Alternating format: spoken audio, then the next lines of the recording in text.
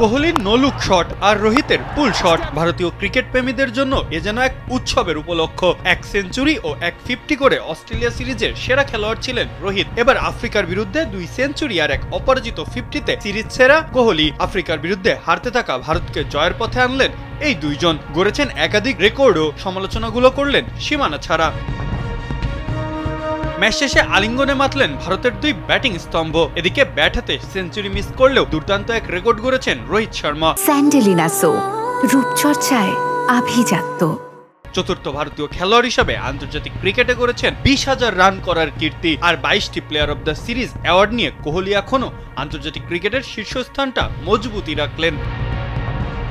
রোহিত ফিরে যাচ্ছেন ড্রেসিং রুমে, মাঠ কাঁপাতে আসছেন বিরাট কোহলি। গত এক যুগে ভারতীয় ক্রিকেটের হাইলাইট যেন এটি। রোহিতের পর মাঠ মাতিয়েছেন কোহলিও, চিরচারিতভাবে চুপ করিয়েছেন সমালোচকদের মুখ। আফ্রিকার রান কম, তাই কোহলির সেঞ্চুরি হয়নি, এমন মজাই করেছিলেন পেসার আর্শদীপ। ফিরতি মজায় কোহলি হেসে বললেন, ভাগ্য ভালো আমরা টসে জিতেছি, না হলে সেঞ্চুরি তো তোর হয়ে যেত। রোহিত কোহলির ছায়ায় জয়সওয়ালও তুলেছেন সেঞ্চুরি। মাত্র 23 বছর বয়সে ক্রিকেটের 3 ফরম্যাটেই সেঞ্চুরি করার কীর্তি গড়েছেন এই প্রতিভাবান ওপেনার।